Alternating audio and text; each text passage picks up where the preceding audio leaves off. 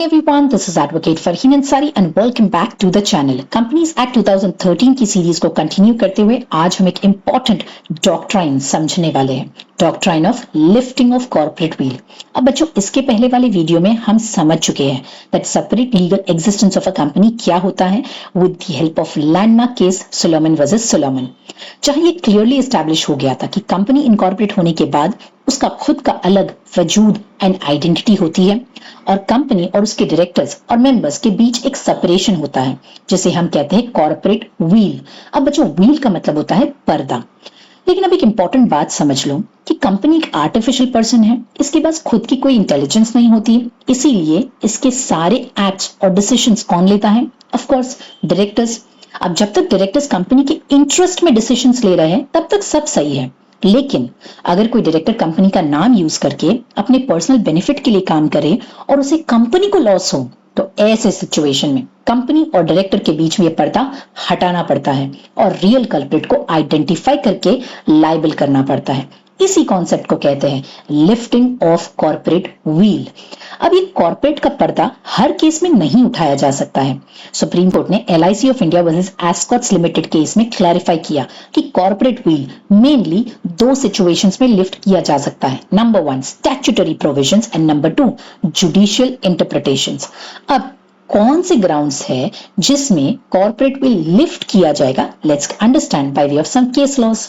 Number 1 statutory provisions. Companies act में ऐसे बहुत से सेक्शंस हैं जहां क्लियरली लिखा हुआ है अगर डिफॉल्ट हुआ तो सिर्फ कंपनी नहीं बल्कि ऑफिसर इन डिफॉल्ट को भी लायबल होना पड़ेगा, क्योंकि कंपनी का आर्टिफिशियल पर्सन है और एक्चुअल नेग्लिजेंस या डीले किसी इंडिविजुअल का होता है, इसीलिए ऐसे केसेस में कॉर्पोरेट व्हील लिफ्ट किया जाएगा। केस लॉ है LIC versus Escorts limited. LIC ने एस्कॉट लिमिटेड के फॉरेन शेयर होल्डिंग को चैलेंज किया और ये आर्ग्यू किया कि ऑफिसर्स ने कॉर्पोरेट स्ट्रक्चर का मिसयूज किया है, लेकिन सुप्रीम कोर्ट ने कहा व्हील सिर्फ फ्रॉड, टैक्स इवेजन या स्टैट्यूटरी वायलेशन में लिफ्ट होगा। इस केस में ऐसा कुछ प्रूव नहीं हुआ, इसीलिए व्हील लिफ्ट करने से मना कर दिया गया। The number 2 is miss statement in prospectus. Prospectus एक वेरी इंपॉर्टेंट डॉक्यूमेंट होता है जब कंपनी पब्लिक से शेयर कैपिटल रेज करती है। गोल्डन रूल प्रोस्पेक्टस का है कि prospectus must be true and fair, लेकिन अगर मिसस्टेटमेंट हो तो या फिर इंपॉर्टेंट इंफॉर्मेशन हाइड कर दी हो तो प्रोस्पेक्टस में से, तो कॉर्पोरेट व्हील लिफ्ट किया जाएगा और ऑफिसर इन डिफॉल्ट को लायबल किया जाएगा। अब 1932 का एक केस था जिसमें कंपनी ने अपने प्रोस्पेक्टस में पास्ट प्रॉफिट्स तो शो किए लेकिन कंटिन्यूअस लॉसेस को हाइड किया। कोर्ट ने कहा ये मिसलीडिंग है और पब्लिक को डिसीव करता है, इसीलिए ये क्रिमिनल लायबिलिटी है और व्हील को लिफ्ट कर ऑफिसर इन डिफॉल्ट को लायबल किया। Then the third ground जब कॉर्पोरेट व्हील लिफ्ट किया जाएगा इज फ्रॉड्यूलेंट और इम्प्रॉपर कंडक्ट। अगर कंपनी के नाम पे फ्रॉड हो रहा है तो ऑब्वियसली किसी इंडिविजुअल का माइंड काम कर रहा है, इसीलिए रियल कल्प्रिट को पकड़ने के लिए कॉर्पोरेट व्हील लिफ्ट किया जाता है। कंपनी वर्सेस हॉर्न ने बहुत क्लियरली इलैबोरेट किया है। मिस्टर हॉर्न के कॉन्ट्रैक्ट में क्लॉज था कि वो कंपनी के कस्टमर्स को अप्रोच नहीं करेंगे आफ्टर लीविंग हिज जॉब, लेकिन उसने क्या किया, अपनी वाइफ के नाम पे एक न्यू कंपनी स्टार्ट कर दी और सेम कस्टमर्स को वहां डाइवर्ट करना शुरू कर दिया। कोर्ट ने ऑब्जर्व किया कि ये न्यू कंपनी एक शैम है, सिर्फ कॉन्ट्रैक्ट को अवॉइड करने के लिए बनाई गई है, इसीलिए व्हील को लिफ्ट किया गया और मिस्टर हॉर्न को पर्सनली लायबल बनाया गया। Tax evasion.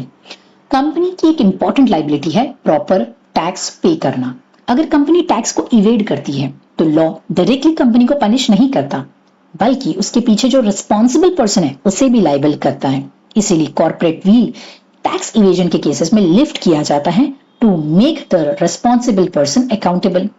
Vodafone International versus Union of India के केस में सुप्रीम कोर्ट ने कहा अगर टैक्स इवेजन प्रूव होता है तो इनकम टैक्स डिपार्टमेंट को पावर है कॉर्पोरेट व्हील लिफ्ट करने का। Ground is determination of enemy character. बच्चों, कंपनी का कोई एनिमी या फ्रेंड नहीं होता, लेकिन अगर कंपनी को कंट्रोल करने वाले लोग एनिमी कंट्री से हैं तो कंपनी का कैरेक्टर भी एनिमी माना जा सकता है, इसीलिए व्हील लिफ्ट किया जाता है to determine the true character of a company.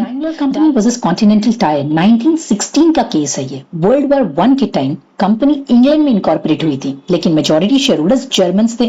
Court ने कहा कंपनी का सेपरेट लीगल आइडेंटिटी होने के बावजूद इसका कंट्रोल एनिमी हैंड्स में है, इसीलिए इसे एनिमी कंपनी ट्रीट किया गया। सो बच्चों, कंक्लूजन ये है कॉर्पोरेट व्हील शेयर होल्डर्स और ऑफिसर्स को प्रोटेक्शन देता है, लेकिन ये प्रोटेक्शन एब्सोल्यूट नहीं है। जब भी फ्रॉड होगा, लॉ का मिसयूज होगा या इलीगल एक्टिविटी होगी, कोर्ट व्हील को लिफ्ट करता है ताकि रियल कल्प्रिट को आइडेंटिफाई करके उसे पनिश किया जा सके। इंडिया में कोर्ट्स ने मल्टीपल लैंडमार्क जजमेंट्स दी है जहां क्लियरली बताया गया है कि व्हील कब लिफ्ट किया जा सकता है, जो हमने आज डिटेल में डिस्कस किया। इसी का मेन पर्पस ये है कि कंपनी बनाकर कोई भी अपनी पर्सनल लाइबिलिटी से कंप्लीटली बच नहीं सकता।